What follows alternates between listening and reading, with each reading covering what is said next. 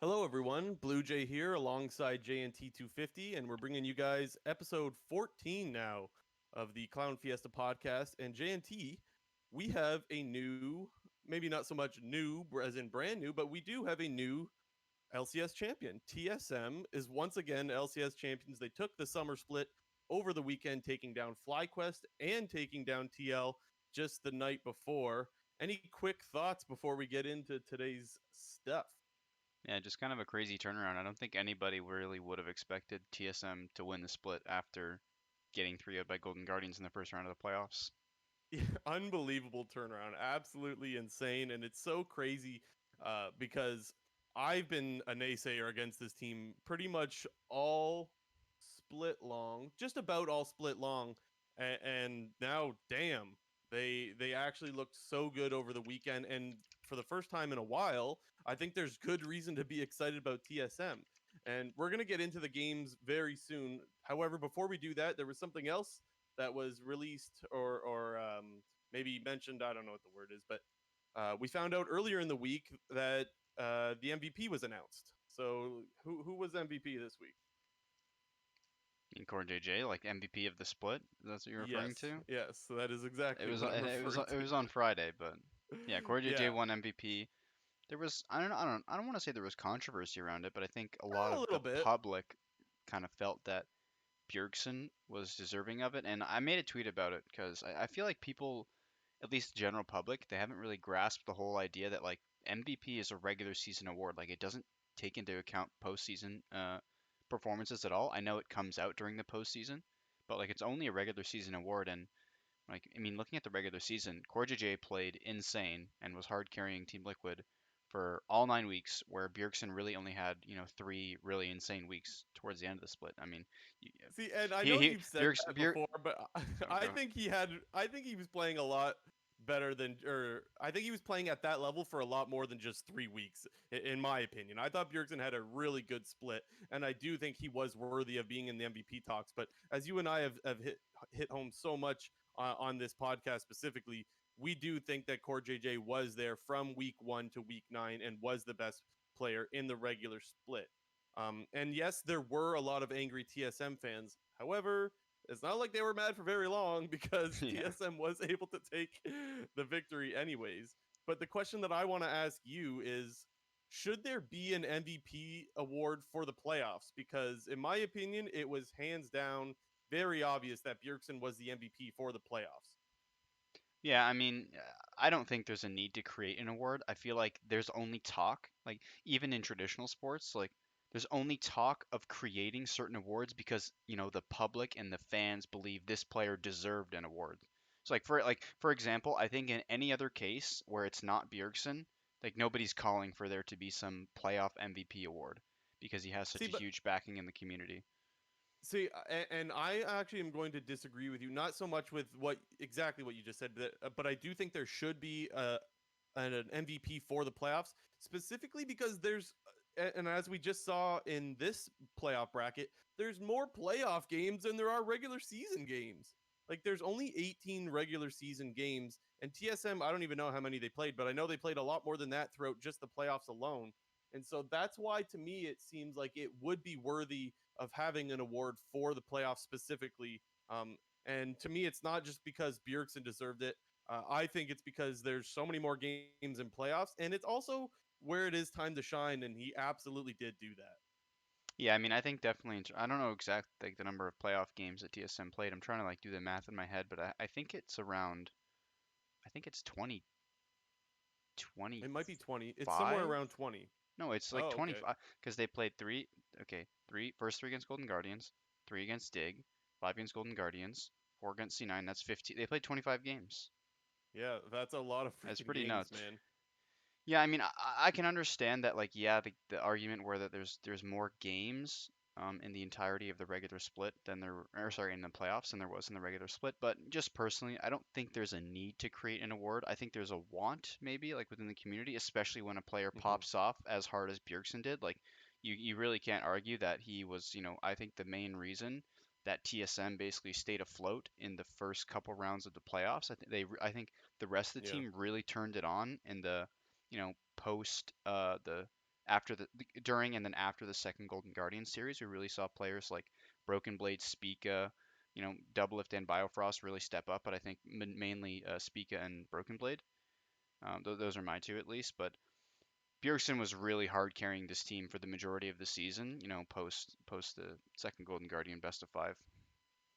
Yeah, and I couldn't agree more. And honestly, I totally agree with you when you're saying like everyone started stepping up. And so honestly, we should just get right into that. Let's get into the Team Liquid series. We'll start with that one first, because this was the first time for me.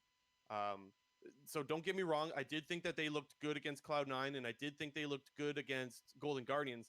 But this series was the first time for me where it didn't feel like you needed Bjergsen to carry. It felt like everybody was on board, pulling their weight, and it was really really fun to watch. I was really impressed, and as I mentioned at the start of the show, I doubted this team a lot because it was always Bjergsen that needed to drag these guys over the finish line, and I don't think we saw that this weekend, and we definitely didn't see it in well, yeah, in either one of these series, honestly. But starting with TL, everyone stepped up in this series. Yeah, I think for the majority of every single game, I think all the TSM players really had a good performance. I really want to point out, I think Broken Blade and Spica, I think those two guys stepping up in this postseason run, I think was a huge reason for their success. I said in uh, pretty much last week's episode and in some of my predictions this week on my Twitter was that Broken Blade is pretty much the key to TSM success. And when we've seen this guy step up and perform, Yeah. they are playing at a much more insane level. Like it's kind of like throwing it back to a little bit of season 9 when it was really like hard carry top champion meta with like Akali, Vladimir, and all those, and we really saw Broken Blade shine. And he was, I think, the consensus best top laner in the league at that time. And through with his performances this weekend, he was showing it again that he does look like the best top player in the league when he's playing these carry champions. Yeah, I couldn't agree more. You saw like, and the thing is too, I remember talking last week when we saw the TL versus FlyQuest series. We talked about, does Solo or Impact have the champion pool to push past the 4 or 5 champions that we see them play? And over the weekend, it didn't really seem like that was the case. We saw Impact go back on the Ornn, we saw Broken Blade abuse it, and we saw TSM abuse it. And the reason excuse me, the way I think they abused it the most was with Bjergsen using the TF pick.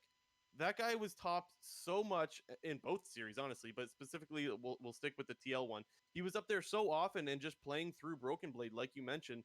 Giving this guy the ability to carry is exactly what you need to do if you're going to have him on your team. Having Broken Blade, it's very clear now, and it's been clear for a while, but it's just made even more clear now that if you have BB on your team, you want to put him on a carry because that's where he's going to perform, and he absolutely did that in this series. Yeah, I think, TSM did a really good job of playing around Broken Blade in various of the games. I think in the first game specifically, TSM did a great job kind of just doing what they needed to do with the Renekton plus Nidalee combo. They dived Impact, they crashed multiple waves on Impact, following it up with big dives, causing Impact to blow his TP early on in the game, losing multiple waves of farm. And, Broken Blade then, did a great job of utilizing the Renekton, past its expiration date with having some really great flanks. Um, constantly pressuring Tactical in almost every single team fight, whether that was blowing his flash by double dashing on him, or just like simply walking towards him, making Tactical respect that he's standing there. And I think TSM did a great job, but specifically Broken Blade in that game one, utilizing his Renekton pick and trying to, as I've sort of mentioned before, like Renekton as a champion sort of has this expiration time past like 20 to 25 minutes, where it becomes a lot less useful than it does in the early game, giving you a lot of lane pressure, and it's a lot weaker in team fights. But Broken Blade is, playing these fights really intelligently with his positioning and his choosing his times to be aggressive and pressuring the enemy AD carry. Yeah, and one area where I need to be a little bit critical of Team Liquid, on the other hand, was TSM. They locked in the Renekton and the Nidalee. And for those that don't know, this really is the new Renekton and Elise that we used to see. This used to be the snowball early game kind of comp. If you saw a Renekton in a game or in draft, you knew that it was going to be followed up by an Elise or vice versa, or you would take them both at the same time. And today, we because the Elise is a little bit weaker, and obviously Spica's really good at the Nidalee, we saw them go that route, and that wasn't a surprise. What was a surprise was Team Liquid opted to take the Ornn into that matchup, which to me is just unbelievable. Like first of all, we've I'm not going to go on about how you shouldn't blind pick Renekton, but TSM did, and but they did it with the Nidalee, which makes it a lot better. And then you pick a weak matchup that you know can just be bullied in the lane. You need something to be picked in that lane where you can't just be hard bullied and you can't just let them CC into Nidalee spear combo you, because you do that and you get absolutely chunked or one shot, and that's what we saw happen. I would have much preferred to see impact on the gangplank in that game. You could at least orange the stun, and you can't allow that combo to be so free and for them to snowball the game. It's very obvious that's what they're trying to do when they draft the Nidalee and Renekton, and you played right into their hands. So really disappointed with the prep or lack thereof from Team Liquid on this one. Yeah, I think another thing, talking obviously you're talking about the top side, like how Impact's supposed to play, his lane and what champions he should pick during that matchup. But I also think Broxa, he didn't really have a great game in that respect either, because he wasn't really able to, he was playing his best champion in Lee Sin, but he wasn't really able to get any other pressure around the map. When TSM's locking in this Nidalee Renekton, like they are going to go topside, and you should Right. know that they are going topside. And Broxa did not, in any way attempt to, help cover impact by, hovering topside when a big wave is getting crashed, because you either know that a dive is coming or they're going to attempt to zone you off CS. He had to actually give up first both of the first dragons, or I guess the first two drags, sorry, in that game, and really wasn't able to get anything done during the map. When you kind of have this idea that you really know that TSM is going to be sitting topside for the majority of the early game. Yeah, I like that you bring up Broxa, because for me this was a series that actually really summed up his summer split, because it was so hit or miss. There was games where he had no impact, like the first game. I completely agree. Spica was just running show, but then he had really good performances as well. His Hecarim and Trundle games were great, where he it felt like he was everywhere.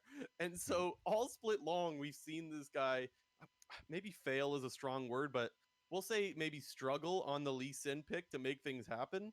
And yet we see him right back on it when he's actually so impactful on the other picks like the Trundle and the Hecarim. So it's a head scratcher as to like what's going on in their scrims. He must be popping off with the Lee Sin for them to go back to it again and again and again and again and again.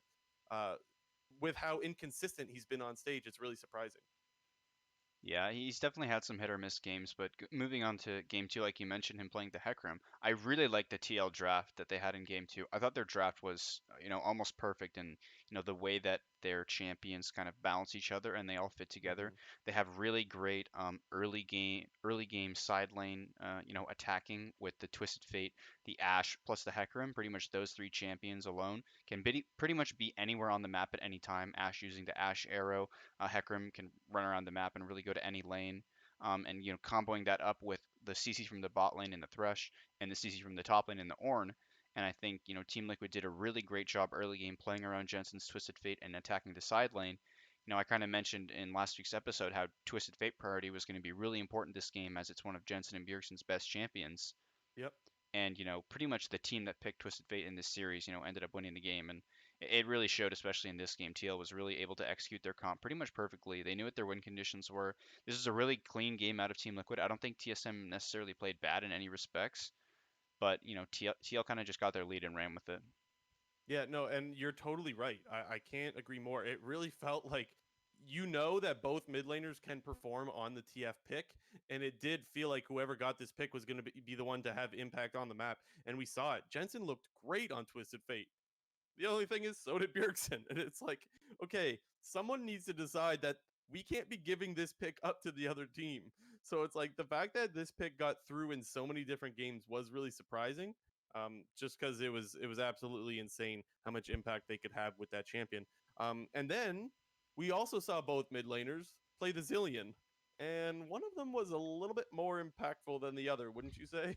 Yeah, I still am a little bit baffled that TSM is still able to get Zillion in these various games. Like Unreal. I don't understand what like more he needs to do for other teams to not just straight up be respect banning this champion. Like it really is giving me like flashbacks to like season 6 CLG, when he first started playing with CLG, and Aurelion Sol was not necessarily meta, but it was his best champion, and if you let in Aurelion Sol for Huhi, he would win the game. and there was really not much you could do to stop it. And he had a really great, run with that champion when it was in meta in season 6 spring and at MSI.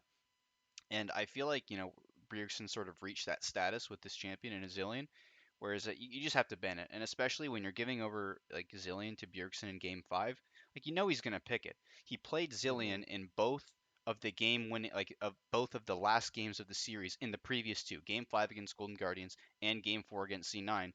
And like you're just gonna leave it up against Bjergsen in game 5, like unless you have some straight up cheese counter pick into it that you're going to execute on, I don't see any world why you'd want to give him his best champion in game 5.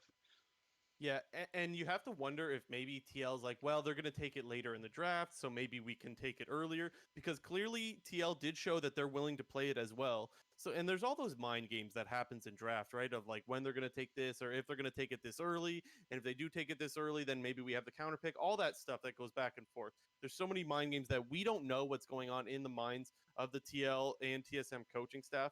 But what we do know is that if you leave Zillion open, it's going to get grabbed very often. And like you said, we saw it in game 5 for the prior 2 series. And what a surprise. He got it again and absolutely styled with it. Now, one little thing I have to say is that it's not like Jensen Zillion was bad. It actually, I thought it was okay. I thought it was pretty good. But again, it's just not comparable to Bjergsen Zillion. It's definitely one of his pocket picks that you know he's going to smash you with, and for that reason, I think that you can't risk giving it up. So if you are going to leave it open, you got to take it pretty freaking early in the draft, and that clearly didn't happen, and they paid the price for that. Yeah, Bjergsen really shining on that champion. The other sort of not necessarily like insane champion pick, but a really, development that happened in this series was we saw the Shen jungle flex pick, Let's go, Spica. which I personally thought was really really cool. It was great. I remember I first saw Shen Jungle get whipped out in CBLOL. CBLOL, for people who don't know, is the Brazilian league, the Brazilian professional league. I remember seeing it like I don't know 3 weeks to a month ago.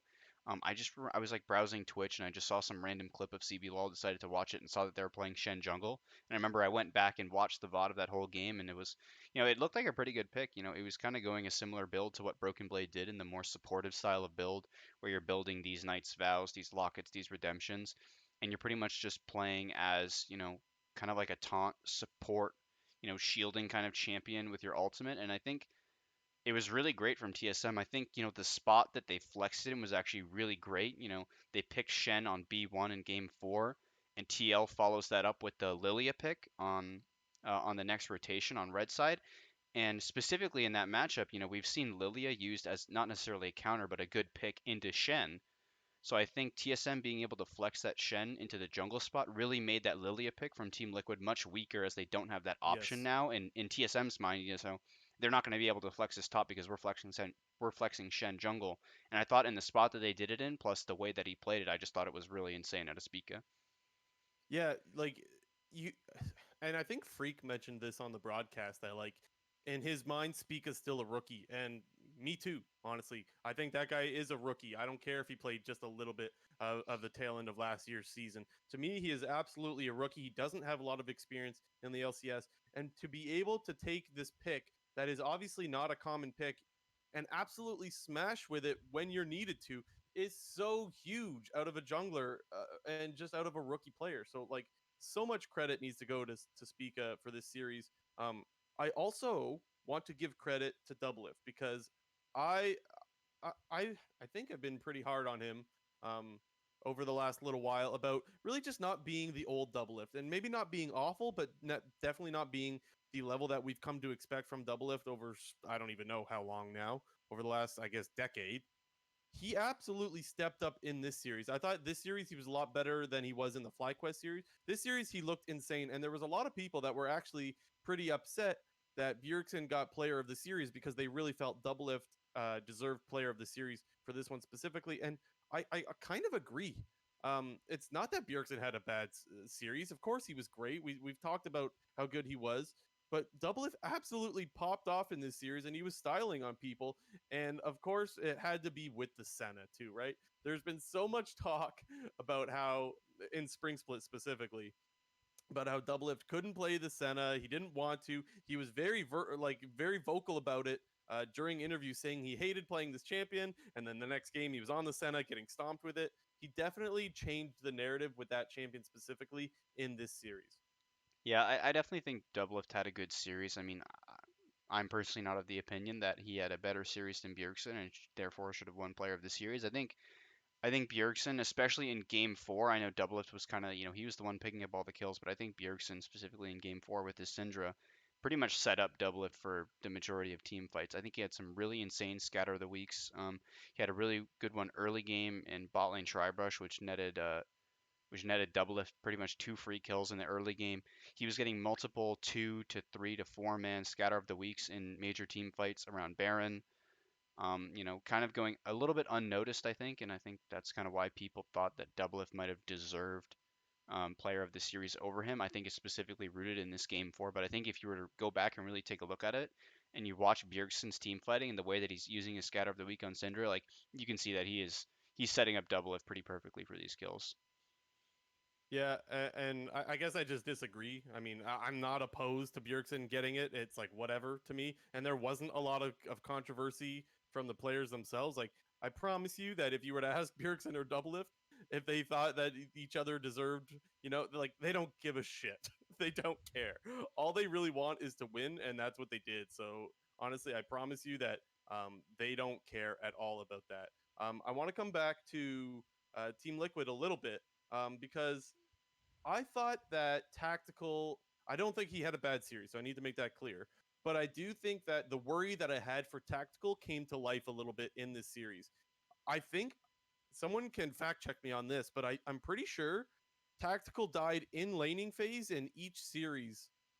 In the last like three series, I noticed that their laning phase was definitely the weak point for the bot lane. Now, mind you, he absolutely pops off when it comes to team fights. So like, let's be honest, you got to give credit there where it's due. But I was afraid that they would struggle in laning phase, and they did. And I remember, I think it was the first game right away. It didn't take long. It might have been first blood even. Doublelift and Bio were on top of Tactical right away, and I think that was an area where, well, just another area where TSM was the better team. I think they were the better bot lane this time around. Yeah, I agree with you in game one. I think, Doublelift and Biofrost played the lane really well. Yeah, they did get a solo kill on Tactical. They kind of just straight up not necessarily dove him, but just jumped on him with Senna W and Leona E plus Q. But I think in game four and game five, I really want to point out Spica again. I think he did a great job of playing around bot lane in both of those games, utilizing his Shen. He had a really great cheese level two gank in bot lane that pretty much set up the entirety of the lane for Doublelift and Biofrost in that game. And in game four, it was a lot of counter ganking out of Spica and utilizing the Shen ultimate. Plus, like I already mentioned, with the Bjergsen scatter of the weeks in the two bot lane fights in that game. So I'm not discrediting Doublelift and Biofrost, but I think the team also deserves a lot of credit with the bot lane success because I think they were playing really insane, in terms of setting up their lanes for success. Yeah, absolutely. And I think Bio kind of goes as kind of the unsung hero because it's incredible to me how night and day this guy's season has been because he was struggling earlier in the split, and there's a reason he got benched. It's because he wasn't very good. And I thought that he looked really good in this series and really good in both series. Honestly, I'm really impressed with the turnaround that Biofrost was able to have in these playoffs. Yeah, I think since getting sub back in for Streets, he pretty much had great series all across the board. He had a pretty insane series against C9, playing the Rakan. Had a solid series this one against TSM and had a good finals against FlyQuest. Definitely think Yeah, he's kind of integrated back within the team and Treats is kind of becoming a bit of an afterthought, I think. and we saw. I want to talk specifically about his bard because I thought his bard was so good. And about a month ago, I don't remember who they were playing, but they had a series or a game. I think it was regular season still, so it might have just been a game. Might have been a series. Might have been a game. Don't remember. But Biofrost was absolutely running it on this Bard pick. He was so bad. The poor guy was so bad, and I'm really really happy for Bio because I just love Bio. Like he's a guy I'll cheer for whatever team he's on. I'm really happy that he was able to perform specifically on the Bard pick. I thought he looked great on it, and he was getting picks left, right, and center with it. Yeah, I mean, I agree. I don't got too much more to say about the TLTSM series. If you want to go to the next series. I do want to talk a little bit more about it. So I don't have much more, but there was a conversation a couple weeks ago. It was a Travis Gafford interview where he was interviewing Broxa, and I wanted to get your opinion on this. So he basically said that North American fans don't celebrate the positives and they look too much for the negatives from a winning team. This was before the series. I think this was right after they beat Golden Guardians and swept that series 3-0. He said that he finds that in North America, even when you're doing well, the fans kind of look for what it is that you're doing wrong and try to take that away from you. What are your thoughts on that? Do you think that's true or not true? I personally don't think that's necessarily true.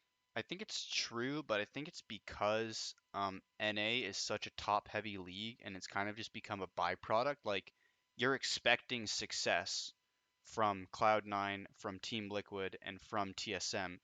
Maybe not so much in season 8, season 9, but now again people are expecting success, and when TSM was on top of the world back in season 6, season 7, and they started falling in season 8 and season 9, you know TSM fans and the community, they have this opinion that TSM is this top team in North America, and they are expecting them to be a number one team, whether that's internationally or nationally. Same goes for Cloud9 and Team Liquid with TL's dominance over the last in season 8, season 9, winning 4 championships in a row.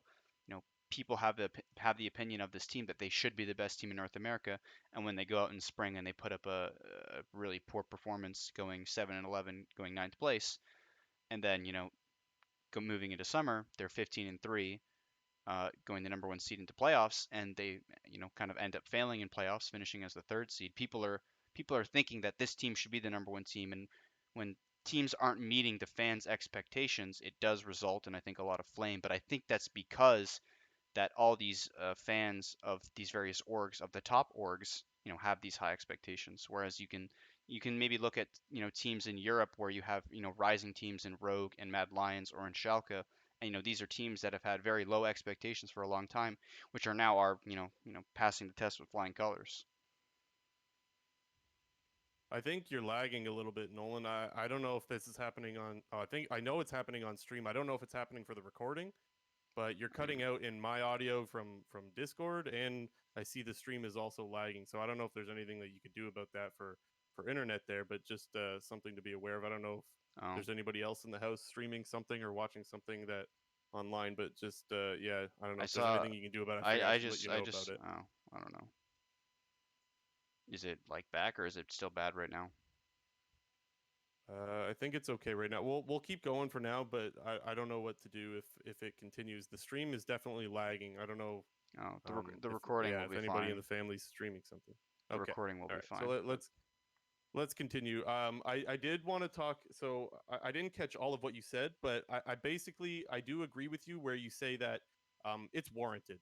Honestly, the idea um that you can't just as an NA fan you can't have full confidence in an NA org when you're inconsistent. Is I guess my opinion of it. When I'm looking at Team Liquid, they looked inconsistent to me for almost the whole split, despite the fact that they ended 15-3. They looked very inconsistent. And so I think that it is totally fair for fans to say, look, we're not sold on you just yet. If you're looking flawless, like for example, Cloud9, they looked flawless for quite some time. And I don't think there was any fans tearing down what Cloud9 was doing. I thought that pretty much we were all on board. Fans, even other teams and other pros were all on board that Cloud9 looked really good, and we were all set to send them to Worlds. I don't think that there was ever that same feeling towards Team Liquid because of how inconsistent they looked. And I think that this series kind of reiterated that this team is inconsistent and that there is some stuff that they need to clean up. Specifically, their macro. I came into this series thinking their macro was the best thing about this team, and I predicted that they would 3-0 TSM based off of their macro. And then the one play that got me specifically was in game 4, TSM has total dragon control. Each team has 2 drags. And TSM has total dragon control to grab the third Drake, but Team Liquid has mid prio, a full wave, and Baron buff, and they don't choose to run down mid and take probably 2 turrets and an inhibitor. That to me was a very obvious call. They didn't need to fight TSM that where they had no vision in River there. It made no sense, and that to me is like a really big mistake and one that a pro team should not be making. And that's where I'm really nervous about sending this team to Worlds because I think that your macro needs to be needs to be a lot better than that. Yeah. I, not much else to say from my side. Definitely agree. I am a tad bit concerned about North America at Worlds, but we'll get into that in the future. Yeah. I was a lot more worried until I saw TSM this weekend though. Like you know what's weird is I went into this weekend being convinced. So after the TL and FlyQuest series, I was convinced. I'm like, okay, we have two good teams that we're sending to Worlds for sure. And after the series, I went, okay, we have two good teams that we're sending to Worlds, except it was just swap out TL for TSM because, and despite the fact that this series was very close, by the way, just let's make that be known. Like TL did look okay, but TSM just looked so much better to me, even though it went 5 games. So I'm much more confident in TSM than Team Liquid at the moment, and I guess that is just due to inconsistency. But there was another series that came on Sunday where TSM had to have another best of five and they went another 5 games against FlyQuest. Give me your initial thoughts about this series. Yeah, it definitely was a bit of a weird series.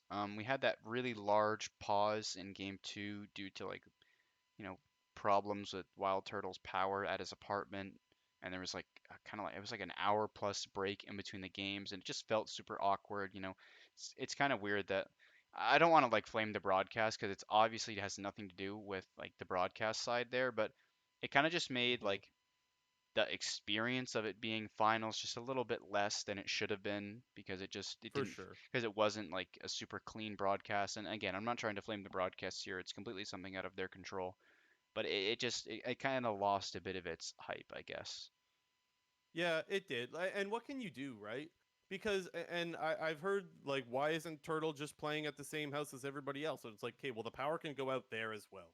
Right? It's like Yeah. the power could go out anywhere and like that's something that's kind of just out of their hands.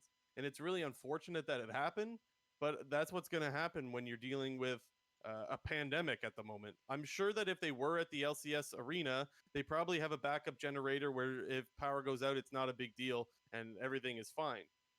However, that's not the situation that we're in right now, and that's not what you can come to expect of the LCS at this point in time. And so that's going to happen. But where I do want to get into the series a little bit. And game one, we saw the Zillion right away from Bjergsen. What were your thoughts on TSM somehow managing to get this pick again? Yeah, we gotta reiterate it again. I still don't understand. I know we just talked about like him getting Zillion in game fives, but I was kind of surprised, looking back at all the various playoff series, that nobody really adapted the Golden Guardians blueprints of how to beat this team, which is you ban out the flex picks and you ban Zillion. You ban Akali for flex pick mid and top, you ban Aurelia for flex pick mid and top, and you ban Zillion. And you do that always, no matter if you're blue or red side. You ban those three champions, and I think in turn it makes TSM a lot weaker with their overall comfort and playmaking because Akali is a super comfort champion for both Bjergsen and Broken Blade, Zillion super comfort champ for Bjergsen, and Aurelia super comfort champ for Broken Blade. And I was just really surprised that, you know, I think Golden Guardians, they put up the best fight against TSM against any, looking back on any of these series. I think Golden Guardians was performing best against TSM, and nobody really decided to pick up this drafting strategy against them. Yeah. I to me, I didn't think as far as like how they played. I actually thought that FlyQuest was still playing better than Golden Guardians. I thought that FlyQuest prep was a lot worse. To me, most of my criticism towards FlyQuest is lack of prep, and I'm really disappointed because this team's talked so much about how they get the advantage because they get to see TSM play a best of five the day before they play, and it didn't seem like they took the information and used it at all. Okay, so let's talk about game one first because they left the Zillion up and they picked the Caitlyn and the Victor into it. So to me, the plan here is if someone gets Zillion ulted, you could put either the gravity thing down or the trap, and you could lock up someone so that even when they do revive, they're dead. Sure. This seems to me like something that was thought in theory but wasn't actually practiced. Because the way that the games ended up going is they would send Broken Blade in with the Camille and the Zillion ult on the Camille. she would try to one shot someone, and usually she would be successful at doing that, and then she would die. However, that stasis or the GA effect lasts quite a while. And so you can't just hang out in a 5v4 as FlyQuest. You can't just hang out waiting for that person to revive without getting absolutely destroyed by the still living TSM members. And so this felt, like I said, it really felt like FlyQuest thought or used theory rather than actual practice in the prep for this draft specifically. And honestly, when they were waiting for someone to respawn with the Zillion ulti, they were just getting trashed on. Yeah, I definitely agree in theory. I think it looks pretty good. I think that's kind of why they went with the Victor mid pick. I think Victor is kind of a weird champion. It's not really in meta right now. We've seen like Sparse play from it, especially from PoE, because it's kind of one of his comfort champions. So I think you're right Mm-hmm. in that they had the idea of, oh, they're going to kill a person, they're going to kill the Zillion ulted person, they're going to drop Victor W on it. That person's then not going to be able to escape, and we kill them again. But yeah, in practice, it really didn't work. And I think, this game one draft from TSM was really, I think, well executed. I think they played the comp really well, and I liked the comp in general, that their Zillion, Ash, and Karma were really able to complement the divers in TSM's comp with Set and Camille. It looked really practiced, really well versed, and I definitely agree with what you said in that, FlyQuest was kind of going with theory instead of practice in this game, and I think that was the reason for the win in game one. FlyQuest just looked super uncomfortable. Yeah, and again, you got to give props to TSM for their prep. Their prep was great. And it's almost like they know it. It's almost like they know that their prep is great and they know that they're gonna smash because game one was to me the most lopsided game. Like it wasn't even close. I think the gold leads went to around 15K or something like that. They were absolutely smashing. And I need to throw more criticism towards the draft still because another thing I really didn't like out of FlyQuest was the Orn picks blind. Um, like we said in the last series, we just saw what TSM did. They wanted to play around top. Well, guess what? They played around top again. So Ornn, who has a really weak laning phase, like you pick Ornn to scale, but you can't afford to get absolutely smashed in the early game and let the other team snowball, which is exactly what they did. So often Bjergsen just would either TP top or if he was playing TF, he would ulti top and they would just snowball mid, jungle, and top all in the top lane. It was so easy. They picked on Solo, and I don't know if it was a champion pool issue with Solo or if they just didn't want to play anything else because it seemed to me like specifically in game 5 when the Camille was blind picked, why can't we see the Poppy into that? I would love to see Poppy played into the Camille because it's a great counter. It's been known for a long time that it's a great counter.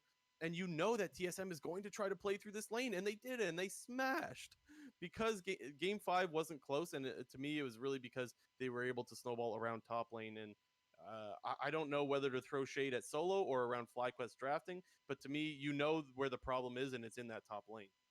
Yeah, I definitely agree in that in game one and game five, the game kind of just got out of control through topside, and when it's kind of when games are going like that, it can be very difficult as the top laner who's getting bullied in that game, because you kind of have to make that decision whether or not to be sacrificing waves and sacrificing turret plates and attempt to scale, or try to stay in the lane, try to hold your ground and try to match farm. And you know if TSM just ends up ganking top lane on repeat, kind of which is what they did, the game can get really doomed off that.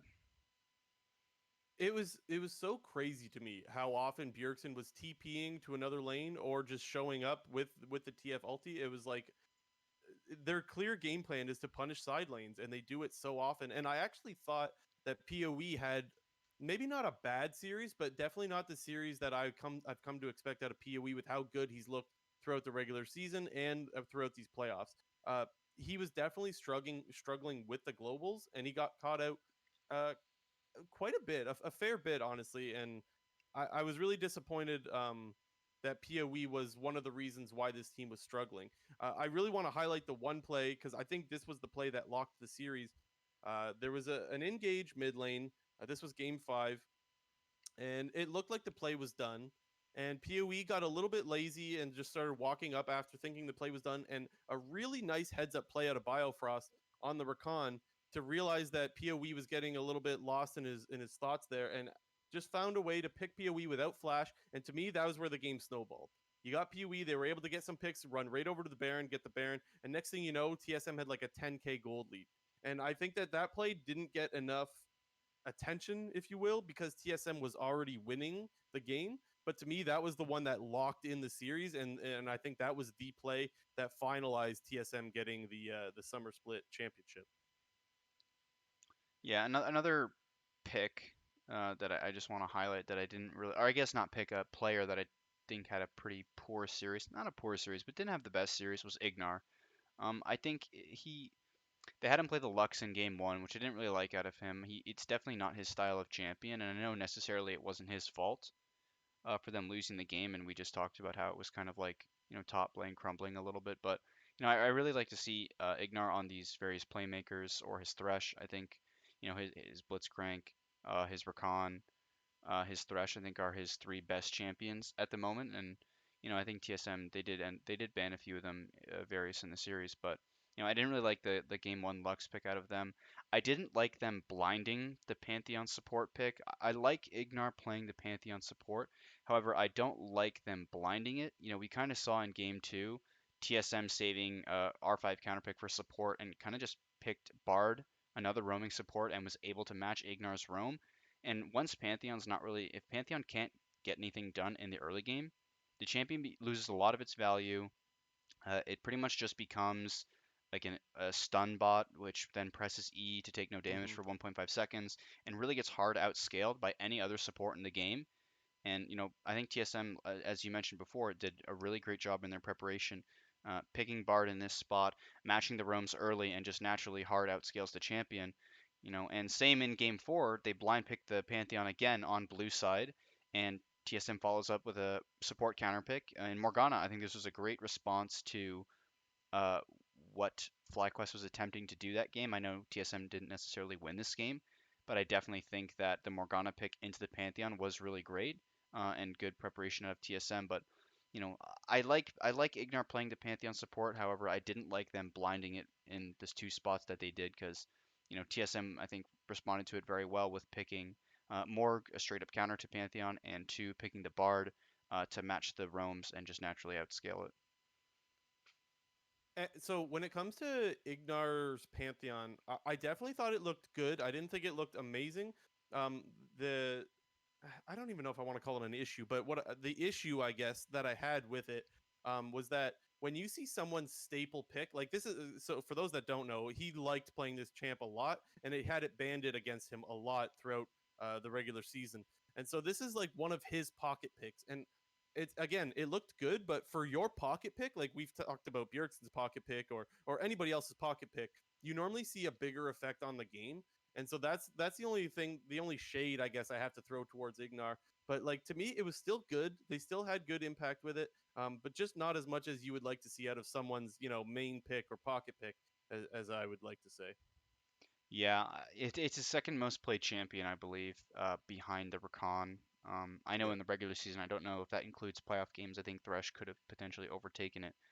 yeah. But yeah, it Well, definitely agree with what you're saying in that he didn't have a large impact in this game. And when you're putting a lot of priority on a player and on a champion, and then it kind of ends up failing a little bit, it is a bit difficult. When in comparison, you do yeah, have Bjergsen playing this Zillion and he's really popping off. yeah, and you talked about how we saw him play a lot more Rakan. I think the reason why we saw so much Rakan and Thresh from him is because of how often the Pantheon was banned. I do believe that had it been open a lot more, he probably would have been his most played champion. Um, uh, I did have another thought. I lost my train of thought. Oh, I wanted to talk a little bit about Santorin, because this was a series. So okay, we've been talking about Santorin for a long time now about how this guy has such an impact on the game and how he's first blood king. And don't get me wrong, he still was getting a lot of first bloods in this series. But specifically with the Graves, I felt like he couldn't have that much impact on the map with honestly with any champion, but specifically with the Graves because of how often he had to babysit top. And we talked earlier about how the top lane champ pool didn't seem to be anything special out of FlyQuest. And I think that's because I think the reason why Santorin couldn't have such an impact is because he had to babysit top lane all the time. And when you're doing that, you're relieving so much pressure from other parts of the map that you can't let Santorin be Santorin. And so I thought that Santorin was not as uh I don't know what the word is, but not as there as he normally is. He was definitely not as present, and didn't have his presence felt in each lane like he normally does. Yeah, it's definitely hard to jungle when you're kind of like, you're on like a boat and there's like holes in the boat and you're constantly trying to like plug holes and you start running out of like things to plug your holes with. That kind of felt like it was in a bit of that situation when it came to top lane in that Yep. game. Like he wants to be elsewhere on the map, he wants to be affecting the lane, but he constantly has to be either hovering or visiting this lane or worrying about this lane that you can't necessarily play like you normally want to play. Yeah, and another player that I actually didn't think had the greatest series was Doublelift, honestly. Again, not that he had a bad series, but there was quite a few times that he got caught out in really bad times that actually ended up costing them the game. And Doublelift's positioning was where I've been throwing most of my criticism towards him this split. That he can't get caught out in crucial times, and this series was one of those where he was getting caught out in very crucial times. And I think that was one of the main reasons FlyQuest was able to claw their way back into the series. And for me, going to Worlds, this is definitely a time where you can't afford to get caught out because world class teams are going to punish you way more than North American teams. And so if you're getting punished for it badly in NA, look out when it comes to Worlds. Yeah, I think for me, I agree in that Doublelift necessarily didn't have the best of series, but I think for me at least, it's more of a credit to FlyQuest and how they were team fighting. Specifically, I want to reference in that third game. I really like the comp that FlyQuest drafted in that third game Yeah, me too. with the GP, Hecarim, Orianna, Senna, and Nautilus. You can kind of play this comp in two different styles depending on the game state and depending on the enemy's team comp. Like you can play very team fight focused, peeling back, play slow team fights with the Senna, the Gangplank, and the Orianna, three champions that really dish out a lot of DPS. But kind of the way that FlyQuest played it was a lot more of a diving comp with utilizing the Hecarim plus the Gangplank ult, the Senna ult, and the Nautilus, and then in tandem sometimes with the Orianna ult. And it is pretty hard to for Doublelift to not die when you're getting Gangplank ulted, Hecarim ulted, and Senna ulted all at once. And I think for me at least, it's more of a credit to FlyQuest in that third game with the way that they were playing around their team and knowing what they needed to be doing in these team fights than I guess Doublelift getting caught out. Yeah, and I've thrown a lot of criticism towards the FlyQuest drafts, but as you mentioned, this to me was a very good draft. This to me was the one where it felt like, okay, FlyQuest knows what they're doing now, and they got a comp that they can play and that they could play flawlessly. It was so good and so easy, and you got to see PoE's Oriana looked really good in this one. Santorin's Hecarim looked great, and you were able to engage so freely with the Gangplank ulti. Like with a GP ulti coming down on you, you're not going to be able to run away from Hecarim and the Oriana ball. And so this comp felt probably very bad to play against if you are one of the TSM carries. And I think this was a great draft and one of the reasons they were able to stick around in the series. Yeah, and then in the other game that FlyQuest won, I thought their objective control was really really good. In the fourth game, I just think I think believe Santorum was playing Volibear in that game, right? In game four. I can't remember exactly. I think he was playing Volibear. I know he also played I it know he in. played volley. I don't remember which game he played I, it I in. think it was game four. Could have been game five, or he could have been playing it in both games. But I think Santorin did a really great job in game four specifically. Game three and game four, but game four specifically with his objective control. FlyQuest pretty much got like a quick 3-0 Drake lead. Right at the start of the game when Drake's respawning. I think Spica did a great job. Attempting to keep TSM in that game with getting two Drake steals of his own. But I think Santorum was a major factor in Game Four with his just general objective control and playing off of his bot side of the map, and really able to just control the entirety of the bot side of the map, leading to a FlyQuest victory in that game. Yeah, and one thing I actually want to talk about is I really, God, I would love to know what the post game discussions look like within these teams, more specifically for FlyQuest. So we talked about how TSM was just hard camping top, playing around top, snowballing everything in the top lane, with all of the, TPing top, TF ultimates for days in the top lane. Like Solo is probably seeing gold cards in his nightmares or something after how many times Bjergsen showed up in the top lane, man. It was unbelievable. So I have to wonder, is Solo not saying anything after these games? Is he not like, guys, we gotta ban this thing? Or like like, you know what I'm saying? If Yeah. I'm solo, I'm pleading like, guys, please, for the love of God, let's ban this champion.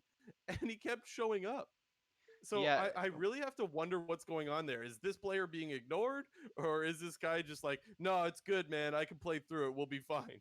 yeah, it's definitely like weird that they didn't either ban the TF, well, just they didn't ban the TF in general because Power People doesn't play Twisted Fate. In the previous series with TL and TSM, Twisted Fate is a very high priority champion in that series because it's one of Jensen and Bjergsen's best champions, like I mentioned.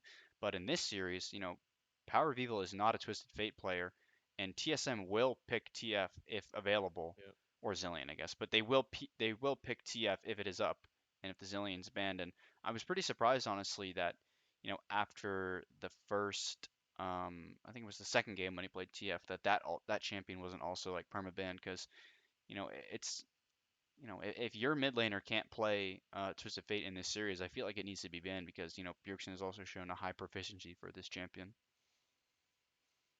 Yeah, I totally agree. And honestly, I'm glad that you brought that up because that was something when I'm watching the draft, that was something that felt really hurt FlyQuest. There was never an opportunity to take away the Twisted Fate. And that's something that we saw in the TL series. Jensen would say yoink, and he would perform really well with it. But we weren't getting that out of PoE. And it's hard to throw shade at PoE's champ pool because he does have a champion Ocean. But this was one of the moments where his champ pool did seem to have a negative effect on their performance because I do think it would have been so valuable in this series to be able to take the TF away.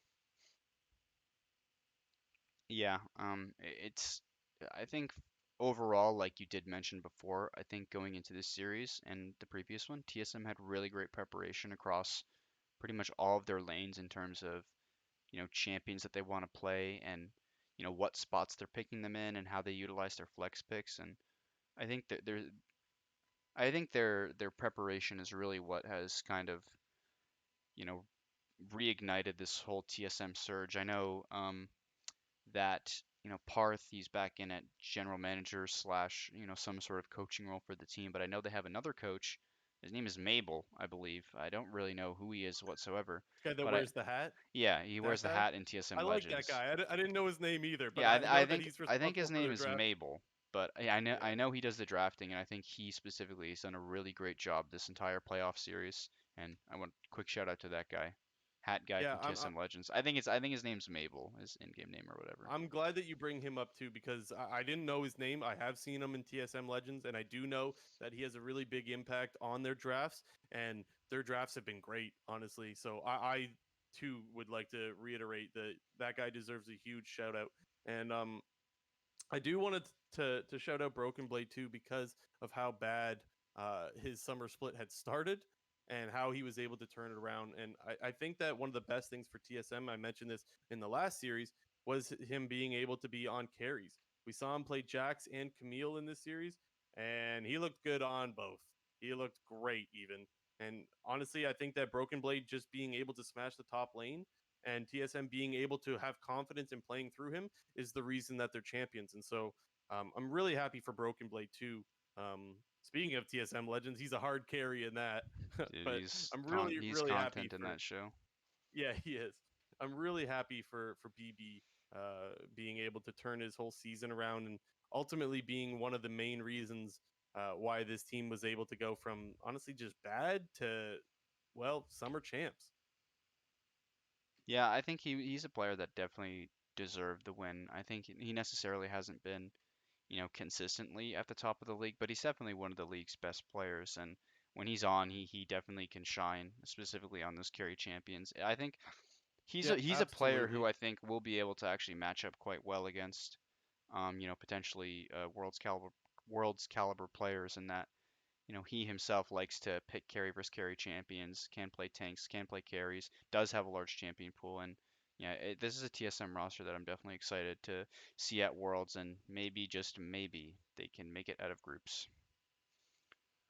Yeah, and one other player that we didn't talk too much about for this series was Turtle. Um, I didn't think Turtle had a bad series. I didn't think he had an amazing series either. He was also another guy that was just like he was okay.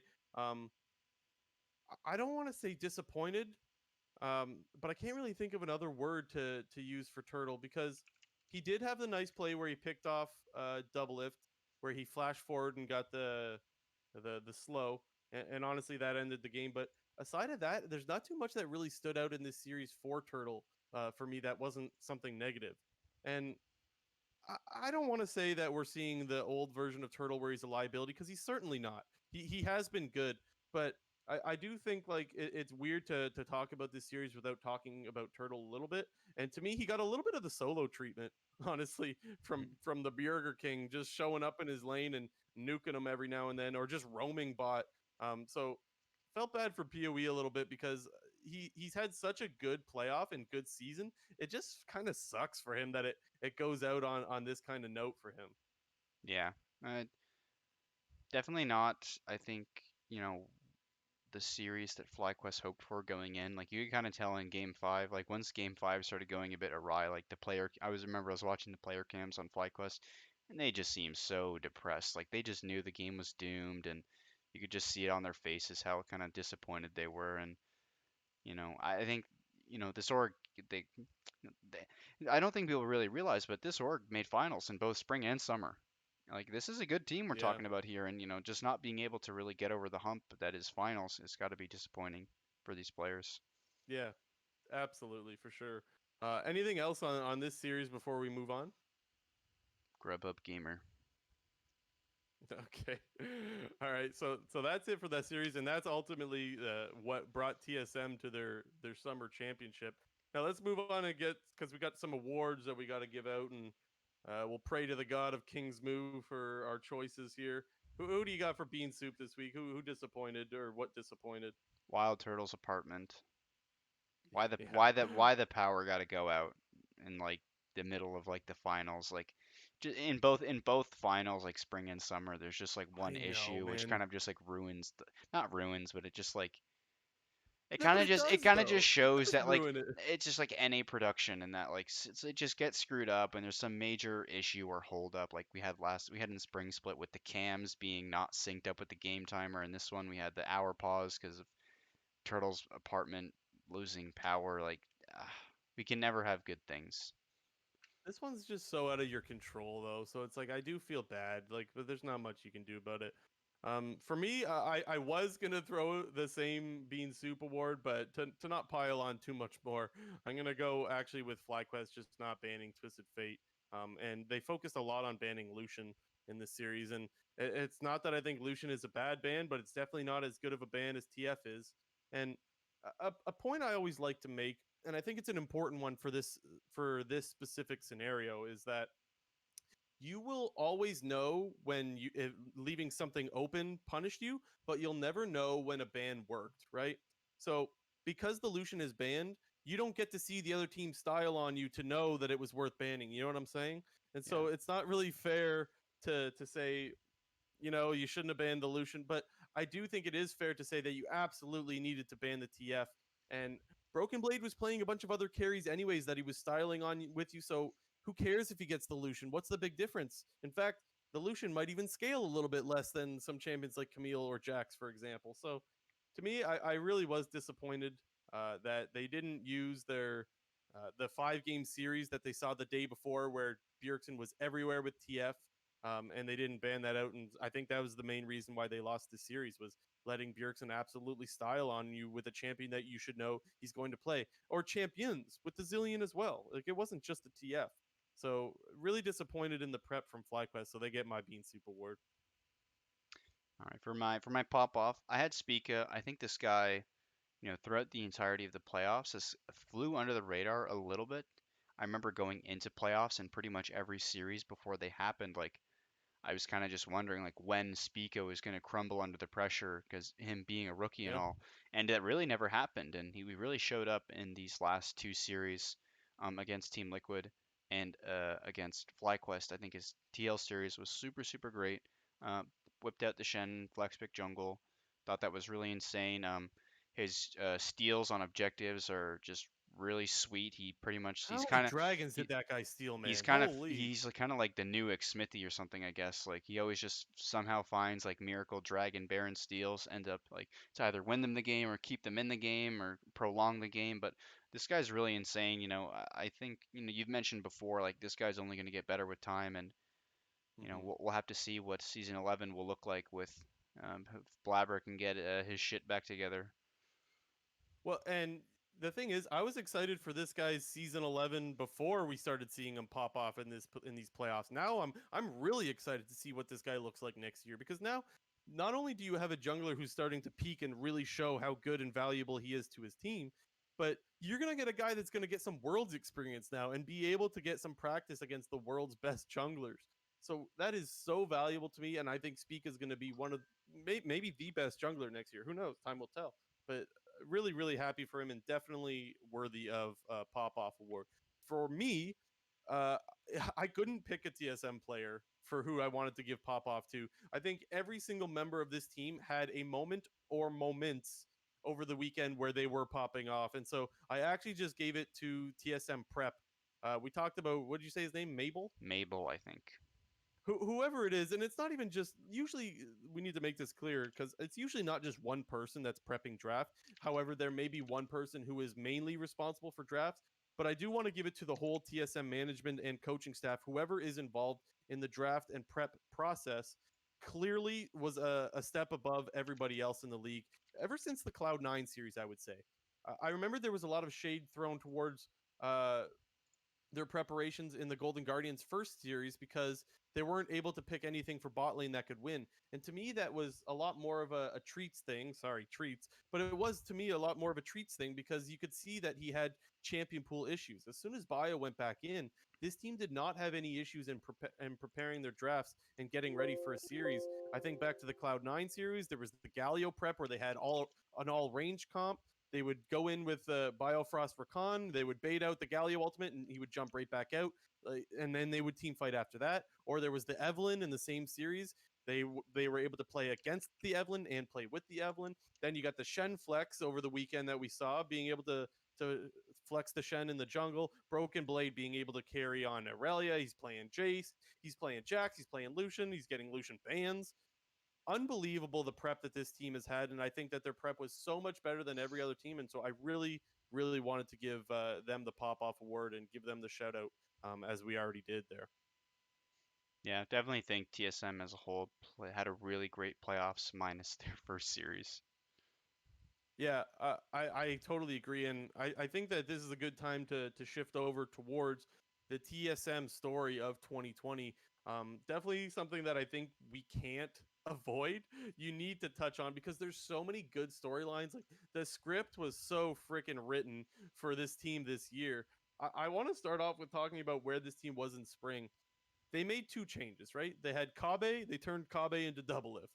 And everyone was convinced that Double Lift would be an upgrade. And he wasn't so much in the early going, and he definitely was by playoffs. And then the obvious upgrade, sorry, Dardoch, but Dardoch was replaced by Spica, and it was very obvious that Spica had a much bigger impact with this team than Dardoch did.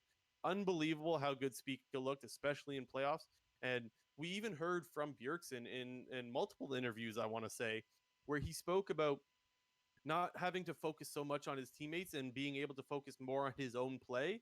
And you have to wonder if having Doublelift and Spica go into this roster is the reason why we're able to see the old Bjergsen. And I need to reiterate, we are seeing the old Bjergsen. Like Bjergsen is back. And I don't think he was back in Summer Split. I think he was really good in Summer Split.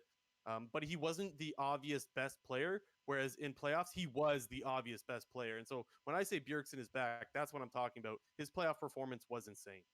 Yeah, I think Doublelift definitely gives Bjergsen some level of comfort that he has another like super experienced veteran on his roster, who he's able to, I guess, really work with and bounce off of in terms of, their communication in game and what the team wants to do. Because normally Bjergsen's kind of the shot caller for the entire team, and I definitely think with Kabe in there, with Kabe and Dardoch in there, he needs to be doing a lot of the heavy lifting in terms of communication. But when he has, I guess, a more of a supportive style jungler in Spica and having his comfort is his buddy back in Double Lift, definitely made Bjergsen's job a lot easier. But I definitely don't think people were really expecting or Spica to have as big an impact on TSM as he did. I think everyone was just assuming that, okay, Doublelift's back on TSM, that's going to be the reason for the success. But in my eyes, I think the main reasons for TSM success was Spica instead of Doublelift. I think, you know, Doublelift, he didn't necessarily shine. I think he was playing fine. He was serviceable for the most part. Definitely had some pop off games. He had a good couple of games against Team Liquid. Had a I remember one good game against C9. Had some good games here and there. But the meta didn't really revolve around Doublelift. This wasn't a Zaya Kaisa, Vayne carry type of meta. It was a supportive meta from ADs. We saw Jhin, Ashe, Senna. Those are like the three champions that really come to mind right now with AD. Well, and even the Caitlyn though, so sorry to interrupt you, Yeah, but yeah. even the Caitlyn, even though the Caitlyn was an absolute carry champion and would dish out damage, it was kind of supportive in the sense that you would get the slow from item name. Help me out here. Stormrazor. Stormrazor. So like even though like you're not a support as Caitlyn, right? There is some support uh tendencies, not the right word, but you get what I'm trying to say. Yeah, but even with a champion like Caitlyn, like, yeah, sure, you pick Caitlyn to smash the lane and get CS leads, but in and of itself, you pick this champion, you're pushing up bot lane, you're getting your CS leads, and then you turn and you're getting dragons and you're getting objective Yeah, control and absolutely. you're swapping your bot lane to top lane. You want to be able to have bot lane push to be able to swap for 8 minute Herald fights. Like it's not really a hard carry bot lane meta. It's really I Yeah. think a side lane focused meta and your solo picks. And I think Doublelift was really able to play the supportive role in that sense and playing around Bjergsen and Broken Blade and, helping speak out with early game with dragons and everything like that. Totally agree, 100%. And I want to talk a little bit about Jensen's trash talk because God, did that come to bite him in the ass? Do you Yeah, think? it did not Do you age well. think that? Do you think that his trash talk had anything to do with it? I mean, maybe like when Jensen made that statement like before playoffs or whatever, saying TSM was really overhyped by the community, like it almost proved to be true. Like they got 3-0 by It Golden was Guard. true. I I believe know. it was Oh, I true. I thought agree. they were They got 3-0 overhyped. by Golden Guardians. They had that 3-0 against Dig, but Yeah. I don't think anybody thought that Dig was doing anything to begin with, based on their drafting, blind pick connecting. And then Oh, they had that yikes. 3-2 against Golden Guardians, which honestly could have gone Golden Guardians' way. And then I don't know, who knows if that was like more fuel in the fire, but they really turned it on. I remember Travis had a tweet about it saying like the views skyrocketed for that video like right after they beat Team Liquid and you know, Jensen's comments definitely didn't age well, but You TS poked the bear, yeah, man. exactly. TSM turned it on and who knows if it's because, they felt like they were being, undervalued or not as appreciated by the community as they think they should have. But it definitely probably lit a fire under their ass. I don't like because I love. Well, everyone loves the trash talk. You want to see it, right? But you gotta like, if there's some people that you don't trash talk, it's got to be Doublelift and Bjergsen, right? Like these are the guys that no one or that traditionally will just smash you. You don't disrespect these two players, and clearly you did there. And well, it came back to bite you in the ass. But um, I want to talk a little bit about Broken Blade and Spica a little bit because this was their first win. This was their first championship, and so just another page in the storybook of TSM season. So nice to see that Broken Blade, a guy who's had so many carry performances since he's joined TSM, be able to have carry performances when it matters most, and Spica be able to be so flexible in the drafts and have other also carry performances when it matters most. So I'm really happy for them, and I have to ask now: is the search for a jungler finally over for TSM? I don't know. I think you can, in a sense, yes, because Spica is currently performing well, but also, when Spica starts to falter, whether that is at Worlds, whether that be this year, whether that be next year, or if he's faulting during the regular season, I think the TSM fans could turn on him pretty quickly. Like Yeah, we saw how dominant of a player Sven Skaren was for TSM for 2 seasons, and he has one bad Worlds, and the whole community is calling for his head. So yeah. yeah, for now it's over, but I think until he starts playing poorly and the TSM community starts making hella Reddit posts about how TSM is complete dog shit, I think we're good for now. Because we like, well, I'm glad you bring up Svenskeren because that's the last jungler that we've seen have consistent good performances on TSM. So it has been since 2017. In my opinion, I actually do believe the search is over. Now, of course, I could be wrong, and Spica could get absolutely dumped on at World, but this is the most consistent and solid performances I've seen out of a jungler since Svenskeren, and for that reason, I actually do think that the search is over. And God fucking help them if they're not, if it's not over, because this team, I don't know who they're gonna get as a jungler. If it's not Spica, I don't know who's next on the list. They've gone through, I don't even know how many junglers. How many junglers have they gone through? There was Mike Like, Young, there's yeah, Grig, there was Acadian, there was Dardoch. Is that all of them? Speak of part one, and then now Speaka. Yeah, that's true. Speak of Part One. I forgot about Speak of Part One. Yeah. But anyways, yikes for if this ain't it, I don't know if they're ever gonna find it. One last thing I want to talk about, specifically with TSM, is the red side win rate. This is something Mark Z brought up on the broadcast last night. TSM as a team has a 58% win rate on red side versus everyone else in the league. This is playoffs, by the way. Everyone else in the league having a 37% win rate on red side. And we've talked countless times about how red side is not utilized properly in North America because they don't counter pick properly. They never use the counter pick. How many times have we seen a last pick Nautilus come in and it just tilts us like crazy? TSM doesn't do that, and I think that's one of the biggest reasons why you see a positive win rate on red side. They take the advantage that they're given. Yeah, they're super solo lane focused, and being. I think that's part of the reason for their huge success on red side. I think a lot of other teams they're willing to blind pick their solo laners. I know FlyQuest they like to do that a lot. In terms of top lane, they like to save counter pick for either support for Ignar or for sometimes Power of Evil. Team Liquid often likes to save support counter pick, due to Core JJ's presence, and they often end up actually blind picking Jensen's champions quite a lot. But I definitely think that you're right in that TSM's red side win rate is definitely correlated to their focus on side lanes. And I think more teams need to be willing to do that because I think especially at a higher level, teams are the players are just going to be on a much individually much better than what they're facing right now in North America. And if you can't match up skill wise with them, you're definitely not going to match up champion wise if they could counterpick on you. Yeah, you can't be scared on the world stage. You need to take the counter and run with it. You can't just blind pick Orn, or if they have a Renekton in Italy, you can't just pick Orn. Like, you need to be able to adapt, and when the opportunity comes to smash someone for picking something garbage in top lane, you need to be able to smash them. And that's something Broken Blade will do, and I don't think you see that from many other top laners in North America. So I'm really happy that TSM is able to at least do that when they get the red side pick. Anything else before we move to close her out? Nope. So we're not done just yet. We do have some quick things, just some quick news, if you will. We want to make sure that our listeners always get any of the information that they absolutely need to have. And so, just some things, some news related things that were maybe released or mentioned this week. The world's group draw will be on September 15th. Don't have a time for it yet, but you can expect that we will be talking about that in future episodes. Again, that's September 15th. The World's 2020 group draw will happen. One quick other thing that's happening is C9 announced that their roster is going to stay together for the 2021 season. Give me some quick thoughts on that, on what you think about Cloud9 announcing that they're bringing back all 5 players. I definitely like that they are sticking with the same roster. I think, looking back on it, I didn't necessarily watch their series again, but just like kind of objectively looking and, seeing what a lot of their problems were. I think a lot of it, a majority of it was kind of meta related.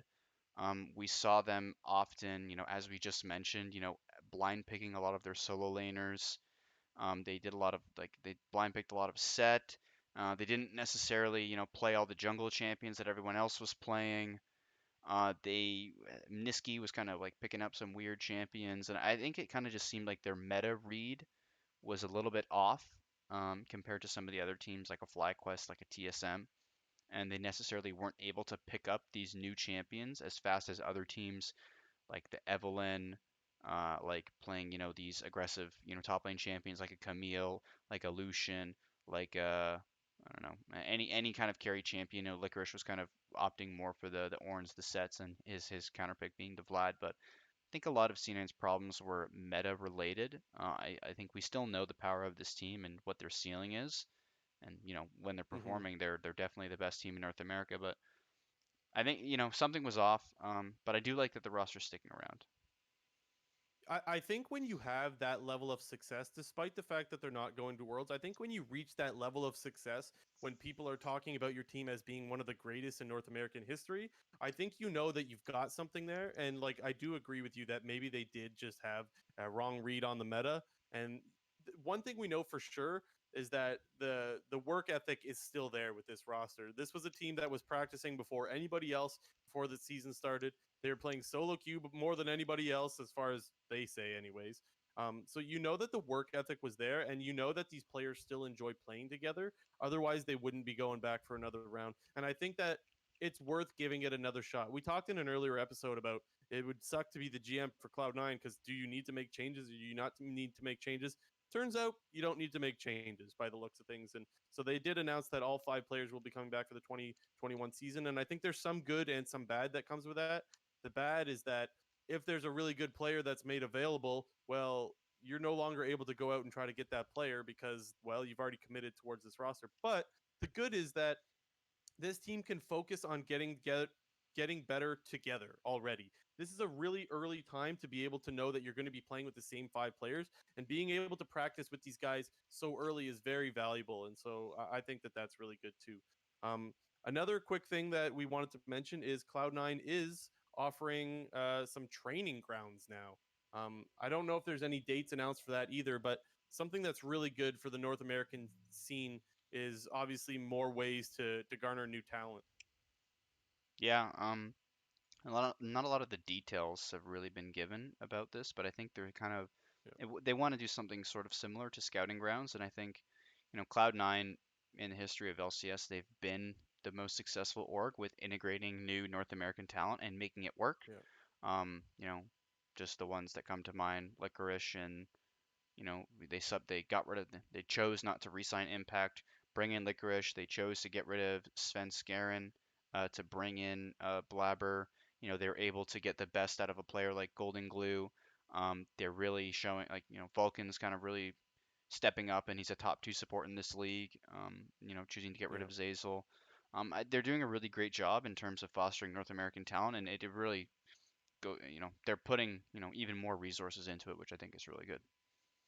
It's something that you need to see out of more North American teams. So as a North American fan, it's really nice to see that there's more orgs putting more focus on getting new North American talent. Um, One last thing to mention. So for the record, we will have links in the descriptions of the VODs for you guys to be able to check these things out. So uh, don't worry about if you're wondering. There will be the video where we found out that C9's bringing back their roster, and there will be the link or the tweet about C9 announcing training grounds. And one last thing to talk about is the LCK gauntlet, because if you're wondering, like, where do I get my LCS fix? You might not be able to get LCS, but you will get pro play with the LCK. They still have their gauntlet to decide the last team that will be going to Worlds later tonight. So in like I don't know, 5 hours, 6 hours, or something like 3 a.m. that. EST. Yeah. So sure. I think it's in about 6 hours from now, from the live recording. That is. Africa Freaks will be playing T1, and apparently there's some rumors that there's a lot of roster swaps. I don't know too much about that, but I know there's rumors about swapping in and out some different players on the T1 side. And then on Wednesday at 4 a.m. EST is when Gen G will play the winner of the Africa Freaks and T1 series. So if you're looking for some pro LCS, or pardon me, some pro League of Legends play, don't look too far. The LCK still has some games left to decide who that last world spot will be going to. Yeah, Other than that, sorry, go ahead. I just these are like the last two series pretty much before we have Worlds. So, if you want your pro league fix, these are the last two opportunities you're going to get before World starts. Yep, sure is. And that's going to be it for us. Do want to thank everyone that showed up to the live show, and to all of our listeners on our multiple platforms, on YouTube, on Spotify, on Apple Podcasts. We did see our viewership go up last week, and so we do appreciate all of you guys for tuning in. Be sure to like and subscribe if you're on YouTube, and be sure to go follow us on Twitch for the live show that will be 9 p.m. EST. Also, be sure to check us out on Twitter at Tuminator underscore and at BlueJay underscore GG. We're going to continue to be active on Twitter every week when games are happening. So thanks a lot for that. Anything else to shout out before we go, JNT? Yeah, just gonna, even though LCS is ending, and there's a break between worlds, we're gonna have an episode next week, to, Thank you. right before the play-in draw starts. As we just mentioned, uh, or not play-in draw, sorry, the world's group draw for both play-in stage and the main stage is on September the 15th. We'll have an episode the day before that on the Monday, as usual, and then we'll have another episode the next Monday, kind of talking about all the groups that got formed, and then after that, World starts, and we don't exactly have the dates, confirmed quite yet. The Worlds, the actual days that they're playing are a bit wonky. They do have actual games and gameplay going on the Mondays, which are our normal times. So we don't know exactly yet the days that we're going to be moving to for those situations, but when we do, we'll let you guys know. Yeah, thank you for reminding me of that before we close out. All you guys really need to know for now is that the next two episodes will all be at normal time, and the VODs will come out at normal time unless there's any unforeseen things that get in the way. But like he said, we will update you of anything that needs to be updated because the world schedule is a little bit wonky. But we're going to do our best to maintain as much consistency as possible. But that's going to be it for us. Thank you again so much for tuning in. This has been episode 14 of the Clown Fiesta podcast.